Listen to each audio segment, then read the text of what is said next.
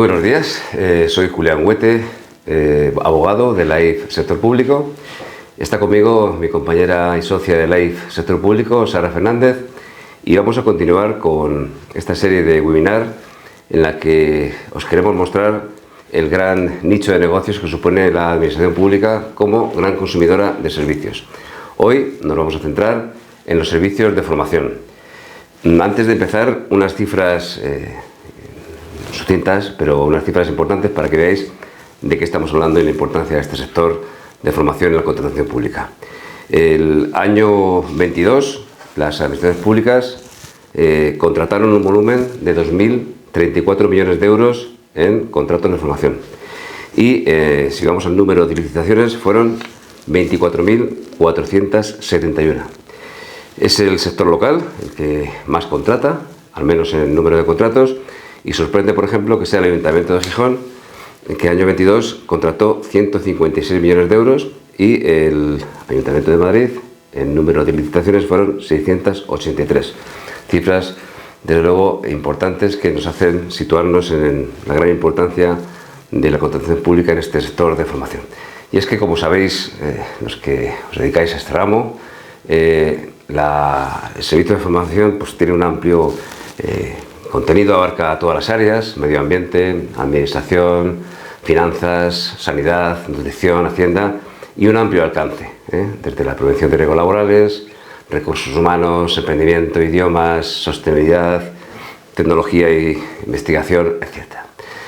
Pero, como veis en el gráfico, es importante, y ofrecemos datos del Ayuntamiento de Madrid del año 21, tiene una web muy importante en cuanto a información estadística en contratación. Vemos cómo son los contratos en formación en medio ambiente los que destacan, con un 80%, seguido ya muy por debajo, con un 6,4%, formación en conducción de vehículos, y ya también muy por debajo también en informática. Por tanto, conviene que estos signos tan claros o tan preclaros los tengamos en cuenta a la hora de ver licitaciones y ver nuestras ofertas. En este primer bloque después de esta introducción, quiero centrarme y separar en lo que sería la formación para el personal funcionario y la formación para el personal de la población municipal, el municipio. Para los funcionarios, igual, amplio alcance. Formación en cuerpos de policía, bomberos, prevención de riesgos laborales, informática, idiomas, etc. Y dos notas muy importantes que nos hacen entender por qué la contratación de formación para personal funcionario está disminuyendo de forma significativa. Son dos notas, al menos las que hemos podido excluir. Lo primero es que muchas de las administraciones públicas, ayuntamientos, comunidades autónomas y el Estado, tienen ya sus propios centros de formación. Por poner algún ejemplo, la Escuela de Formación del Ayuntamiento de Madrid, la Escuela de Formación Regional de Castilla-La Mancha o la Escuela de Formación e Innovación de la Comunidad de Murcia. Y en segundo lugar, otra nota importante de la que podemos deducir, o al menos intuir, que la Administración contrata cada vez menos servicios de formación para funcionarios, es que cuando una Administración, pensad en vuestro ayuntamiento, decide contratar a una persona física que no sea un profesional del servicio de formación, no es necesario que se someta para la preparación y adjudicación a la ley de contratos del sector público. Por tanto, pues se nota que hay una incidencia significativa ya, que va vislumbrándose que las administraciones cada vez contratan menos formación para funcionarios. Aún así, hay contratos, y os pongo ahí uno en la pantalla que podéis ver. En este caso, el órgano de contratación es la Junta de Contratación de Servicios Centrales en el Ministerio de Hacienda y Función Pública. El objeto de contrato de formación son servicios de formación online en materias transversales: informática, promoción interna, prevención de riesgos laborales, habilidades y apoyo legislativo para todos los funcionarios empleados públicos del Ministerio de Hacienda y Función Pública que así lo pidan. Este contrato ahora mismo está en fase de licitación. Y en segundo lugar, en este primer bloque, decía que íbamos a hablar sucintamente de la formación para la población municipal. Igual que antes, decíamos, para todas las áreas que podamos imaginar: economía, idiomas, formación ocupacional, emprendimiento, prevención de riesgos laborales, recursos humanos, etc. Y también un amplio alcance, desde la inserción laboral a la constitución de pymes, informática, idiomas, etc., ¿no? Ponemos también datos del Ayuntamiento de Madrid, del 21, para que veáis el alto alcance de esta contratación. El Ayuntamiento de Madrid, en los códigos de contrato más importantes, contrató casi 210 millones de euros en formación. Cifra importante, y veis ahí unos ejemplos también que os he puesto de contratos con objetos diferentes. Domina, como he dicho antes, en medio ambiente, pero por ejemplo tenéis contratos, el objeto Educar Hoy por un Madrid más sostenible, que fue adjudicado a la empresa Thaler por 1.600.000 euros.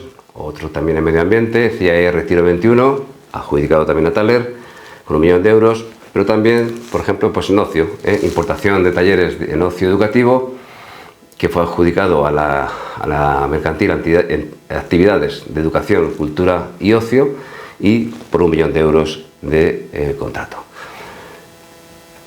Después de acabar este bloque, ya antes de empezar la siguiente, sí que quiero hacer un matiz muy importante. Creo que debéis tener en cuenta los que estáis en el sector, y es la financiación europea.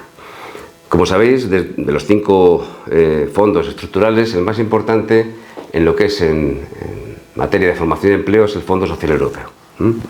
Sobre todo con 2 programas operativos. El Programa Operativo de Empleo, Formación y Educación, que ejecutó en el 2021, para que veáis las grandes cifras, 2.000 millones de euros, y el Programa Operativo de Empleo Juvenil, que tiene para ejecutar hasta 2023, que es cuando termina, más de 3.000 millones de euros. El Fondo Social Europeo, en el siguiente periodo, 21-27, tiene adjudicados para España 11.000 millones de euros. ¿Cómo se traduce este Fondo Social Europeo en lo que nos importa, que es la contratación pública en materia de formación? Bueno, pues en cada programa regional se distribuyen fondos a entidades privadas, públicas, en este caso muchos ayuntamientos. En fin, lo que hace la entidad pública en materia de formación es sacar a licitación contratos de formación muy importantes, como ahora veremos, algún ejemplo, que sin duda nos hace fijar, poner el foco en la financiación europea, poner el foco porque es muy importante que tengamos en cuenta estas licitaciones. Por ejemplo, os pongo el ejemplo del Ayuntamiento de Torrejón de Ardoz, en este contrato que ya se adjudicó y se ha desarrollado en itinerarios formativos para realización del Programa Operativo de Empleo, Formación y Educación, uno de los programas operativos que he dicho antes. El importe de contrato son 216.000 euros y fue adjudicado, en este caso, a innovación y desarrollo local.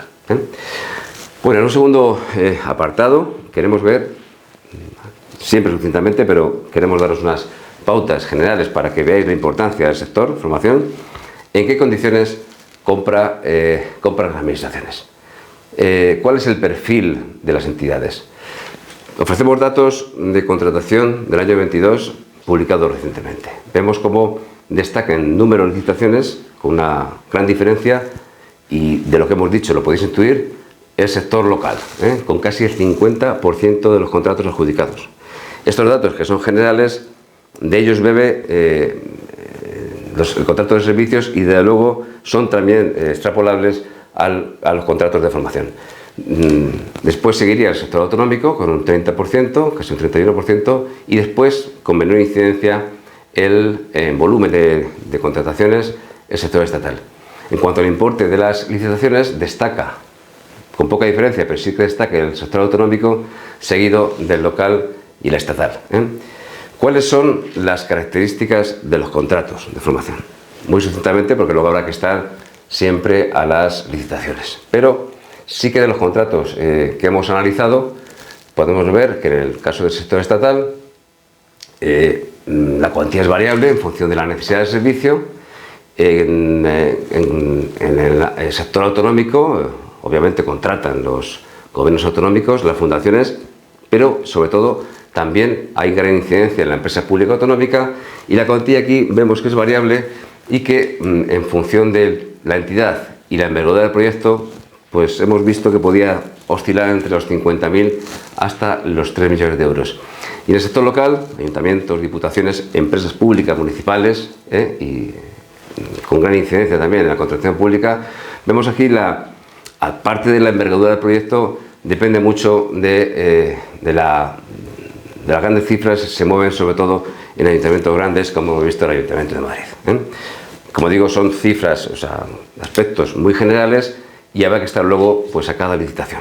Tratamos de daros alguna pista, no sé, hacer un camino con vosotros para ver que efectivamente en este sector es muy importante que nos fijemos, que estemos atentos a la hora de ver las licitaciones que están sacando las diferentes administraciones públicas. ¿Cuál es el modelo de compra? Importante.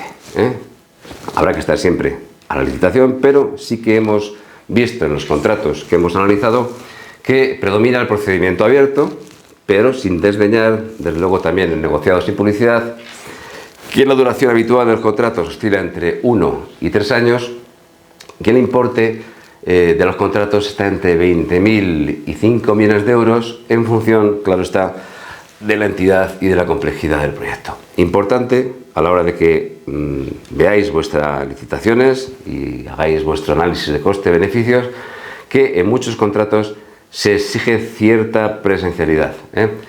Está claro que domina cada vez más la formación online, pero las administraciones públicas, al menos en los contratos que hemos visto, que no han sido pocos, exigen presencialidad al menos en 3 momentos. En el inicio del contrato, presentación de los cursos, entrega de documentación, etc.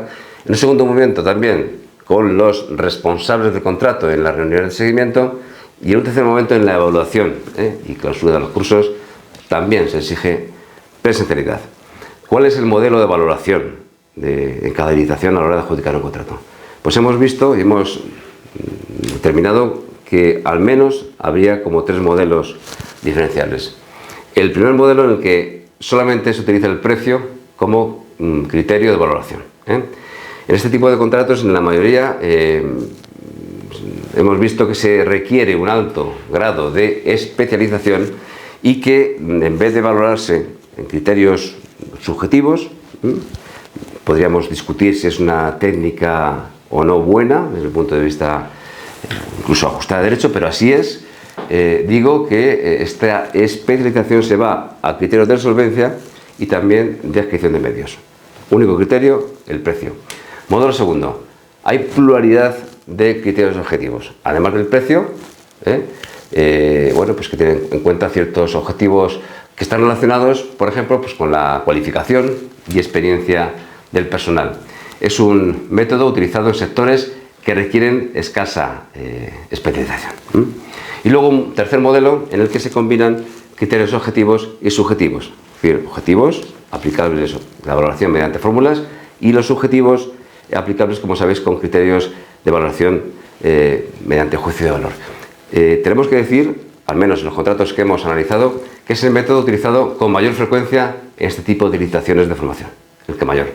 Como sabéis, pues además de criterios objetivos, se combinan otros criterios subjetivos, ahora veremos alguna de los más importantes, que están relacionados, por ejemplo, con la memoria técnica, capacidad, habilidad de personal, etcétera, etcétera.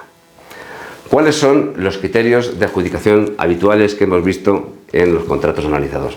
Como digo, siempre habrá que estar muy atento a la licitación, es lectura atenta a los pliegos, pero sí que hemos visto que los criterios de evaluación objetiva más utilizados, además del precio, obviamente, pues por ejemplo, la cualificación profesional y experiencia del personal, la incorporación de formadores adicionales a los previstos en los pliegos, la impartición de cursos adicionales a los establecidos en los pliegos, la ampliación de garantías, la entrega de kits de bienvenida, etc. Y como criterios de evaluación subjetivos, valorables mediante juicio de valor, pues por ejemplo, la adecuación y coherencia de los objetivos perseguidos, la adecuación y concreción de la metodología y la propuesta didáctica, las mejoras previstas respecto a los pliegos, la viabilidad y adecuación de calendario de actuaciones, etcétera, etcétera. Vemos ahí, por ejemplo, un caso de un contrato del organismo autónomo, Agencia para el Empleo de Madrid, que, bueno, pues entre los criterios se exige una mayor bajada de oferta, valorado en 49 puntos, la acreditación en otros certificados de personalidad, 15 puntos, realización de visitas a entidades del sector o masterclass en los certificados de personalidad, 16 puntos, kits de bienvenida, 5 puntos, o realización de un cartel de difusión de acciones formativas, 10 puntos.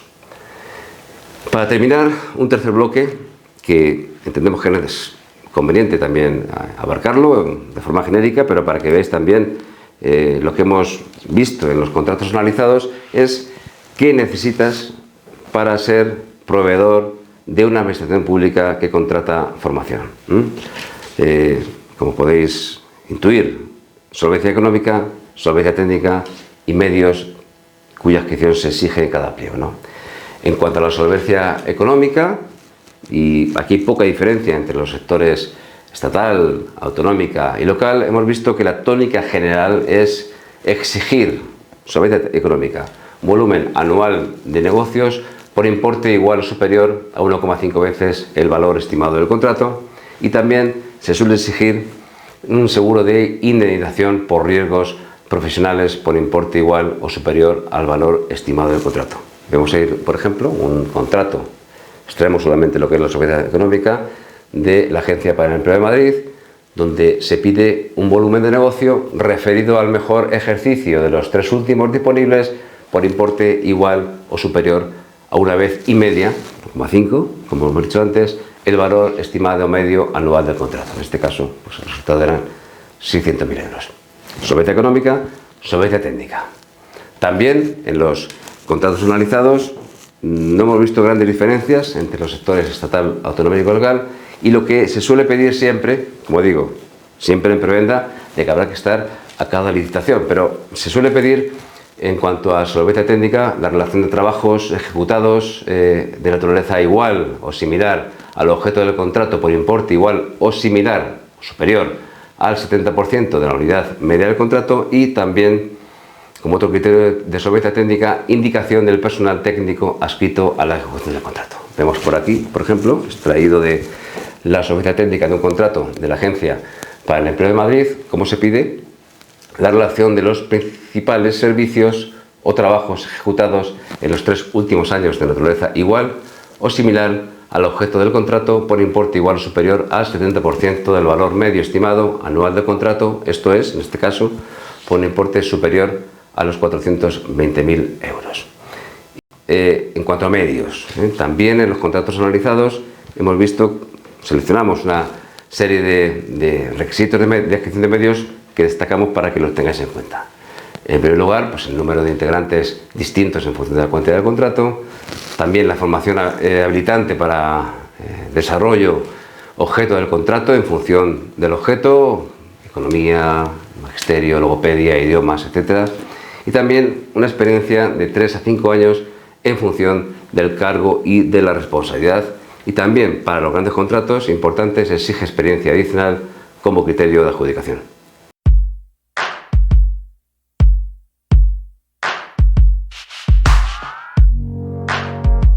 Bien, mi compañero os ha hablado hasta ahora de qué tipo de servicios demanda la administración pública, cuáles son los requisitos, cómo puedo ser proveedor, cómo selecciona la administración sus proveedores, y yo ahora voy a hablaros de las debilidades, los problemas con los que nos encontramos cuando vendemos a la administración pública y algunas herramientas para poder superarlas.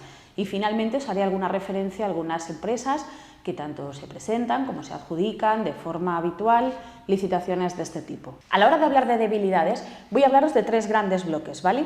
Por un lado, información, análisis de datos, estrategia, inteligencia comercial, control de negocio. El segundo bloque haremos referencia a nuestra posición, la posición de la empresa, la idoneidad. Y el tercer bloque ya entraré en algunos aspectos que afectan propiamente al proceso de preparación de una oferta. Bien, voy a empezar por inteligencia comercial. ¿Por qué empiezo por aquí? Porque es esencial, es básico para tener un canal de ventas sólido a la administración pública.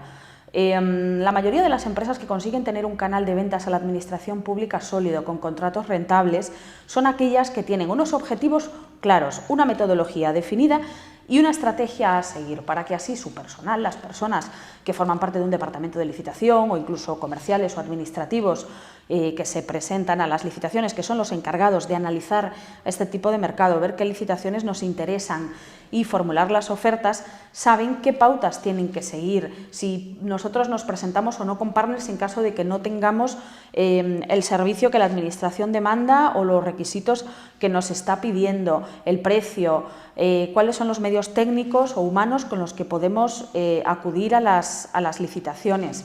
Es importante que esto esté definido porque así nos va a facilitar la vida a la hora de manejar este canal de ventas. ¿Qué cuestiones tenemos que tener claras? Bueno, el mapa comercial, el análisis de competencia y el control de negocio. Mapa comercial, caray, es importante que sepamos cuál es nuestro potencial volumen de negocio, a qué tipo de licitaciones quiero o puedo presentarme, con qué tipo de administración quiero trabajar.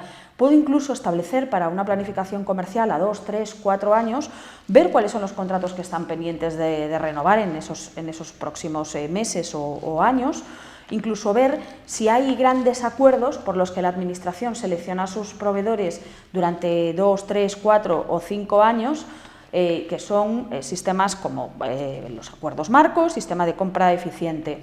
No me paro mucho en esto porque, bueno, en alguna de las webinars o alguna de las circulares a las que hacemos referencia en la web hablamos de este tipo de sistemas. Podéis verlo en la web. Puedo establecer incluso en mi plan comercial, en mi mapa comercial, cuál es la solvencia de pago, el rating de crédito de esas administraciones. Podemos conocer en una página, os la dejo después en los comentarios, cuál es el periodo medio de pago de cada administración pública, para así no sufrir tensiones de tesorería muy fuertes y yo saber cómo me va a pagar la administración y ver, bueno, si se retrasa o no mucho cada administración. Eso me va a servir también para decidir si quiero o no trabajar con ese tipo de administraciones. Pero una vez que ya sé cuál es el negocio al que puedo acceder, qué tipo de administración, qué tipo de contratos, tengo que analizar la competencia, ver con quién me voy a enfrentar, ver cuál es la posición de mi empresa y la de la competencia, qué empresas suelen presentarse en mi segmento, por territorios, por organismo, por el tipo de servicio, ver además qué ofertas realiza, tanto técnica como en precio. Puedo ver quién está ganando esos concursos, por qué lo está haciendo y por qué no. ¿Cómo? Bueno, la información de todas las licitaciones es pública, se publican los expedientes y hay unos documentos que se llaman actas de la mesa de contratación de esas personas que deciden el concurso, en el que se publica y se dice y se informa qué empresas o qué personas se han presentado, cuáles han sido sus ofertas, cuál es la valoración según ese criterio que os hacía referencia mi compañero anteriormente y que está definido en los pliegos, si a alguien lo excluyen y si no, y finalmente quién es el adjudicatario. Pero esto me permite dos cuestiones. Por un lado, saber qué tipo de oferta tengo que hacer en las licitaciones a las que me voy a presentar, con quién voy a competir. Pero además es importante que analicemos la competencia también desde un punto de vista estratégico, como un potencial partner, modo de subcontrata, proveedor. ¿Por qué? Bueno, pues porque me puede ayudar a que esas empresas que suelen presentarse a las licitaciones, pero que igual están en los puestos de abajo, que fallan, igual pueden ser mis partners. Puedo establecer alianzas con ellos para complementar mis servicios o para tener un precio más competitivo, incluso la solvencia que me falta. Y finalmente, una vez que ya sé el potencial volumen de negocio que tengo, el tipo de contratos al que me quiero presentar, sé además con qué competencia me voy a enfrentar. Bueno, es importante que tengamos un sistema para controlar el negocio, para que veamos cuál es la posición de la empresa en materia de contratación pública en cada momento, de ese volumen de negocio que yo he establecido inicialmente, al que creo que puedo presentarme, realmente al final a cuál me presento, a qué licitaciones estoy yendo. El que estoy dejando fuera, ¿por qué lo estoy dejando fuera? Si es porque no llegamos a tiempo a las licitaciones, porque igual el departamento pues no da abasto con sus tareas para presentarse a todo el volumen de negocio que a mí me interesa. En aquellas licitaciones en las que estoy excluido o las que no me estoy adjudicando, ¿por qué no lo estoy haciendo? ¿Por qué motivos me están excluyendo de las licitaciones? Si no estoy siendo el adjudicatario y estoy quedando en segunda, tercera, cuarta posición, incluso en las últimas posiciones, ver el motivo. Si es una cuestión de valoración técnica, si el precio no es muy competitivo, si me faltan medios.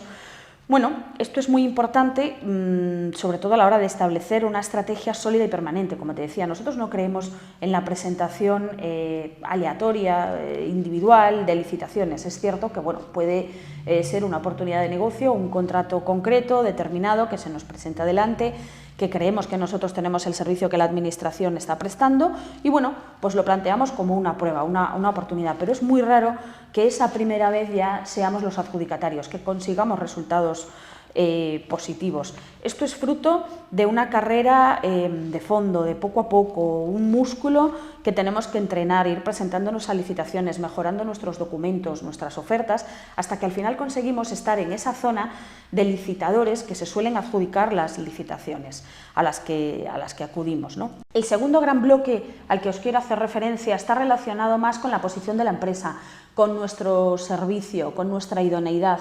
Me refiero a las debilidades que afectan a nuestro servicio, si se adapta o no a lo que está pidiendo la administración pública, a sus necesidades, si yo puedo cubrir esa demanda, a mi experiencia, tengo esa experiencia, esa solvencia técnica o económica que la administración me está pidiendo o es insuficiente, tengo todos los medios, falta de personal, capacitación, medios técnicos, materiales, me piden una certificación determinada de calidad o medio ambiente que no tengo. ¿Cómo puedo cubrir eso? O si esa no es la situación, es decir, mi debilidad no radica tanto en si mi servicio cumple o no con los requerimientos de la administración, si cumplo todos los requisitos, tengo la experiencia, tengo los medios, tanto técnicos como humanos, pero al final lo que no consigo es adjudicarme contratos. Me presento a licitaciones, invierto además unos recursos tanto en tiempo como humanos, como técnicos, incluso económicos, en las presentaciones de las ofertas muy elevados, pero no consigo adjudicarme contratos o no al menos el tipo de contratos que a mí me gustaría o en el volumen de negocio que a mí me gustaría. Tengo una baja tasa de éxito.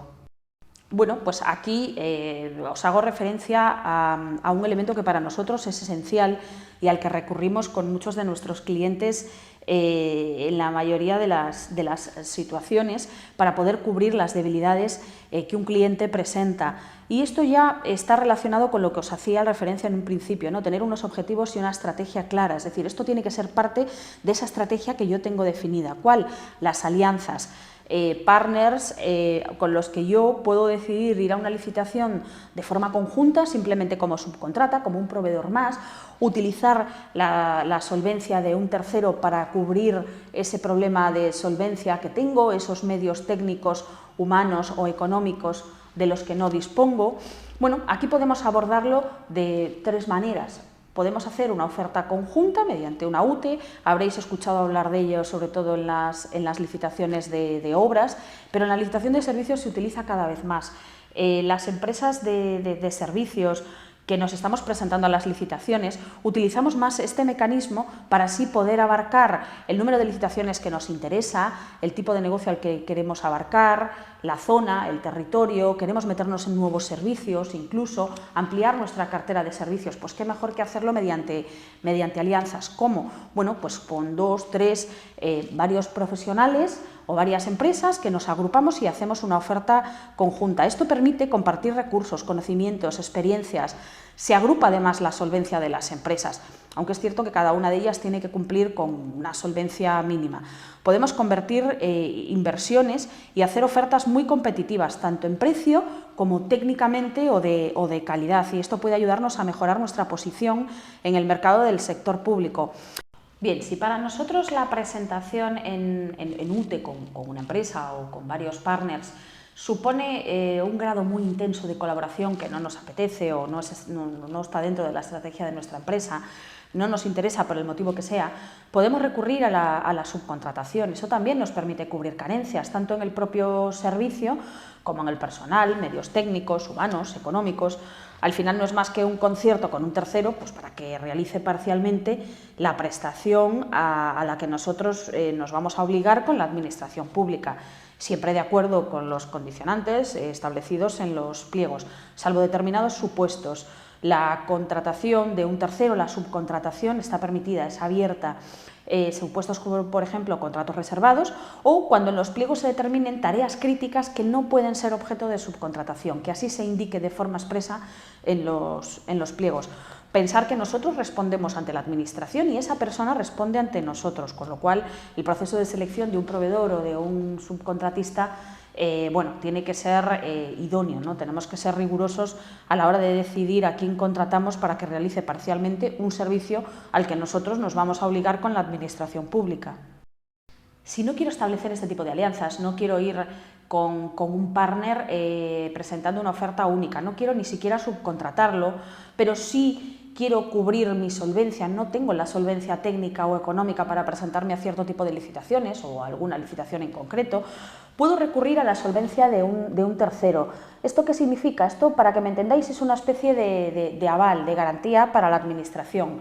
Para que una persona o una empresa que no tiene la solvencia necesaria que se exige en los pliegos pueda adjudicarse y pueda realizar la prestación de un servicio de igual forma.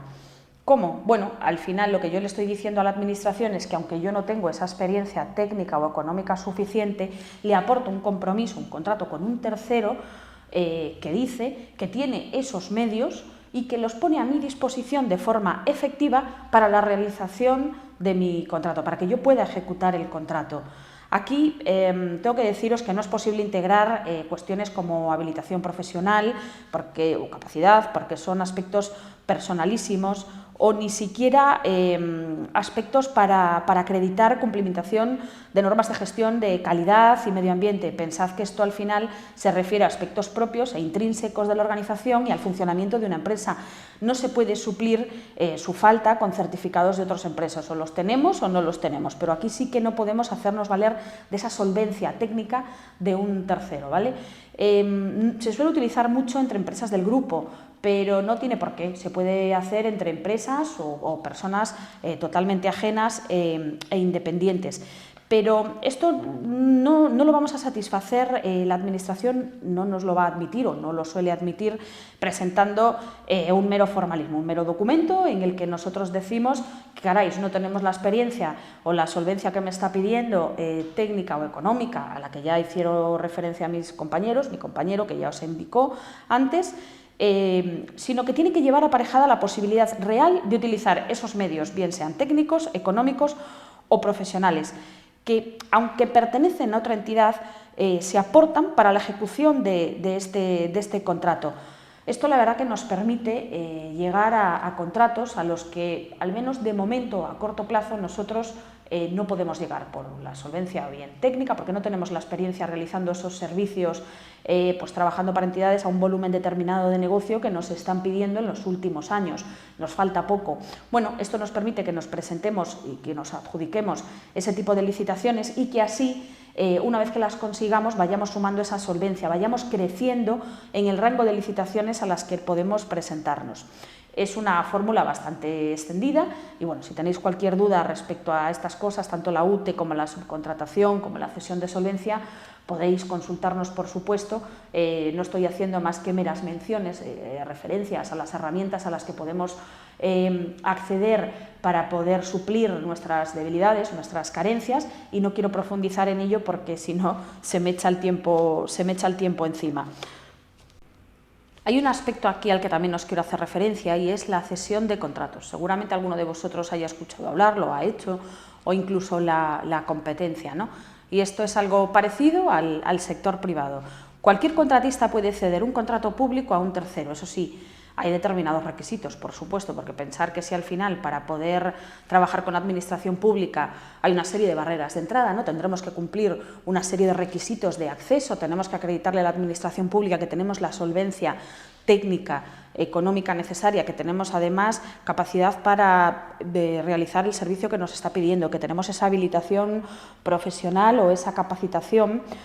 Bueno, pues si le voy a ceder el contrato a un tercero, sucede lo mismo, ¿no? El contrato tiene que haberse ejecutado al menos en un 20% y el cesionario, esa persona a la que yo le voy a ceder el contrato, tiene que disponer de esa capacidad, esa solvencia y esa clasificación, en el caso de que fuese así, exigida en los pliegos. Es importante además que las cualidades técnicas o personales por las que yo me adjudiqué el contrato no fuesen una razón determinante para esa adjudicación. Bueno, es necesario que evidentemente el órgano de contratación me lo autorice y tenemos que formalizar esa operación en escritura pública. En el caso de que le pidamos la autorización a una administración y no nos conteste, pues en un periodo de 3 meses, se considera que no nos está autorizando, ¿vale? Aquí opera el silencio negativo. Bien, ya os he hablado de estrategia, de acciones comerciales, de planificación comercial, de análisis de competencia, de control del negocio. Os he hablado incluso de generar alianzas para cubrir estas carencias. Pero hablemos ahora del propio procedimiento para presentar una licitación, ¿no? Es decir, si mis debilidades, mis carencias, mis impedimentos están más bien relacionados con la forma en la que presento las ofertas, con las licitaciones en sí misma, con esos procesos. La forma en la que abordamos y preparamos una licitación normalmente suele reflejarse casi con toda seguridad en el resultado, ¿no? Lo que os decía al principio cuando hablaba de estrategia, al final los procesos organizados, medidos y con una metodología clara y concreta que se va repitiendo licitación a licitación suelen generar buenos resultados. Y lo contrario, pues una presentación aleatoria o desorganizada o sin una pauta clara no favorece en ningún caso la consecución de los objetivos que nos hemos puesto en nuestra empresa, ¿no? ¿Qué tenemos que tener en cuenta para hacer una preparación de ofertas y una presentación lo más profesionalizada posible? Bueno, primero, tenemos que hacer un diagnóstico exhaustivo y claro de la licitación. Tenemos además que tener mucho cuidado a la hora de preparar y presentar la oferta. ¿A qué me refiero con un diagnóstico exhaustivo de la licitación? Bueno, pues al final es esencial para que podamos configurar la oferta de una forma adecuada y así evitemos errores que nos supongan una mala valoración o incluso la exclusión porque no hemos cumplido un formalismo, ¿no? Tenemos que tener claro qué nos está pidiendo la Administración y en qué condiciones lo está haciendo. ¿Esto dónde se refleja? En los pliegos, ¿no? Como decía mi compañero, en esos documentos se indica exactamente qué servicio tengo que hacer, en qué condiciones tengo que hacerlo y cuál es la experiencia, la solvencia y los medios que me están pidiendo.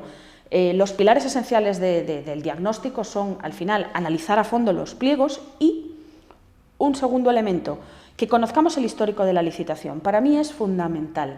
Es importante que si nos queremos presentar a un concurso, a una licitación pública, con una administración, que sepamos cómo suele valorar la administración, cómo suele demandar ese servicio, cómo lo cubre, cómo lo ha cubierto en anteriores ocasiones, qué licitadores se han presentado, qué valoración obtuvieron y por qué se adjudicaron ese contrato en un periodo de tiempo anterior. Y si no es así, bueno, si no tenemos esa referencia porque es una licitación nueva, es un servicio que la administración está demandando por primera vez o al menos tal y como lo está pidiendo ahora, bueno, sí que puedo ver normalmente otros procesos que la Administración haya publicado similares, aunque no coincidan exactamente con mi servicio, que me van a dar una referencia a lo que os estaba diciendo, ¿no? A la forma en la que la Administración demanda un servicio determinado, los requisitos que pide y cómo valora, qué es lo que tiene en cuenta, ¿para qué? Para que así podamos valorar nuestra oferta y realizarla pues, de la manera más competitiva y más adecuada posible, ¿no? Que así estemos en esas primeras posiciones en las licitaciones cuando vamos presentando, como decía antes, en esa carrera de fondo, ¿no? Licitación a licitación. ¿Qué tenemos que analizar en el pliego? Bueno, pues el tipo de contrato, qué es lo que nos están ofreciendo, su duración y sus prórrogas, los requisitos de acceso que tengo que cumplir, esa experiencia técnica y económica, los criterios de valoración, qué es lo que va a tener en cuenta la entidad a la hora de valorar la oferta, garantías, otras cuestiones que nos estén pidiendo, ¿no? Y bueno, el histórico de la licitación, como os decía, para cerrar y para culminar esta fase de diagnóstico. Pero una vez que ya he realizado el diagnóstico, a la hora de presentar y elaborar la oferta, bueno, vamos a valorar cuál es la posición de la empresa. Ya he visto qué está pidiendo la Administración pública. Ahora me planteo, ¿puedo yo ofrecer los servicios que me está pidiendo en esas condiciones para esta licitación? Si tengo carencias, ¿cómo las voy a suplir? Tengo definido pues, algún sistema de alianzas, acuerdos mediante subcontrata, mediante UTE, lo que estábamos hablando antes, para presentarme qué proveedores necesito, si voy a subcontratar, cómo lo voy a hacer, a qué precios, con qué proveedores. Bueno, esto al final lo que me va a permitir es poder configurar la oferta de una manera detallada y clara y una vez que ya la tengo hecha, que sé qué es lo que voy a ofertar y cómo voy a hacerlo, a la hora de configurar la oferta, vayamos al siguiente paso, hagamos la simulación de la oferta. ¿Qué puntuación voy a obtener si presento la oferta en la manera en que inicialmente tengo pensado? ¿Para qué? Bueno, pues para ver qué variaciones se pueden hacer para mejorar la posición. Si no estoy o creo que no voy a estar en el ratio ese que he analizado cuando he realizado el análisis del histórico de la licitación y veo más o menos por dónde suelen ir pues, los porcentajes de baja, cómo valoraba la Administración y las empresas que se han presentado anteriormente a esa licitación o a una licitación similar, cómo fueron sus resultados, qué valoraciones obtuvieron, hagamos nuestra propia valoración, veamos cuál creo que va a ser mi puntuación y en función de eso corrijámosla. Ahora hagamos varias simulaciones e intentemos mejorar nuestra oferta.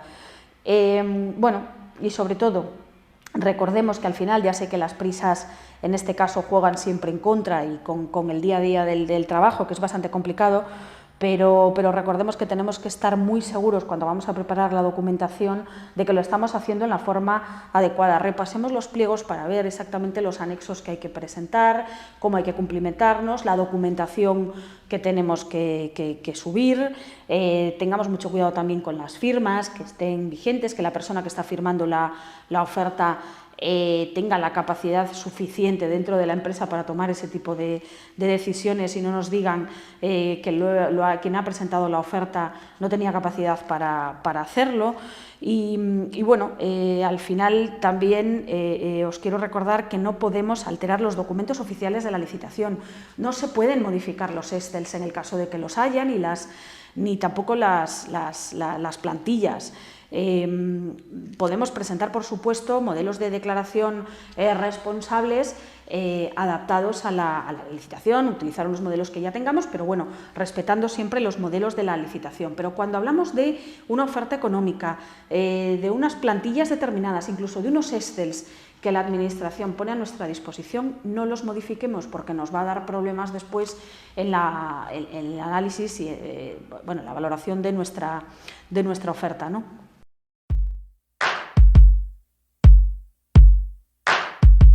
Bueno, respecto al perfil de licitador de las empresas de formación, deciros que evidentemente las grandes empresas de formación que tienen presencia a nivel nacional, que además tienen un componente tecnológico bastante potente, bueno, y un grupo de recursos humanos repartido a nivel nacional, muchas veces a base de colaboraciones, ese tipo de empresas es la que se adjudican los grandes contratos de formación. Pero cualquier empresa de formación, hay pymes de todo tipo que se adjudican continuamente contratos de formación de diferentes entidades del territorio nacional y de forma continua. Cualquiera puede ser adjudicatario de una licitación de formación en cualquiera de sus especialidades, ¿vale? Es cierto que al final pensaréis, bueno, es que están las grandes empresas de formación, algunas seguramente cuando veáis alguna licitación las conoceréis.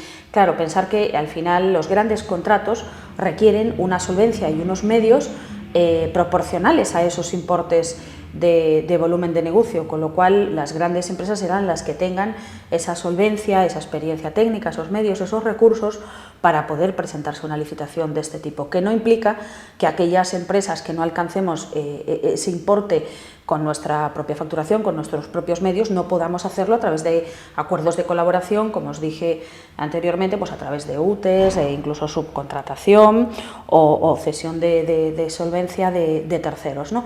Pero lo que quiero aquí que os quede claro es que cualquier empresa de formación, pequeña, mediana, puede presentarse a una licitación de formación en cualquier parte del territorio nacional, siempre que preste al final los servicios que la Administración está pidiendo y cumpla con los requisitos de solvencia. Os ponemos aquí algunos nombres para que los veáis. Nada que probablemente os llame la atención, algunas pues sí que las conocéis porque son grandes grupos que actúan o operan a nivel nacional, pero quería daros aquí algunos nombres para que así veáis que esto es accesible. Bueno, gracias por participar y asistir a nuestra webinar. Espero que sea de utilidad, que hayáis pillado un poco pues, las claves, las nociones básicas del sector, ¿no? Que tengáis una radiografía general, no solo de la oportunidad de negocio en sí misma, sino de los requisitos, de los tipos de servicio y contratos que se sacan, de empresas que están presentes en este sector, de las debilidades y las herramientas que tenemos a nuestra mano para poder superarlas. Y nada, deciros que bueno, podéis solicitar las diapositivas en cualquiera de nuestros correos electrónicos, podéis entrar a través de nuestra página web. Al final de la webinar se indican los correos y están nuestros teléfonos y podéis llamarnos. Estamos a vuestra disposición en cualquier momento sin ningún tipo de compromiso. Muchísimas gracias.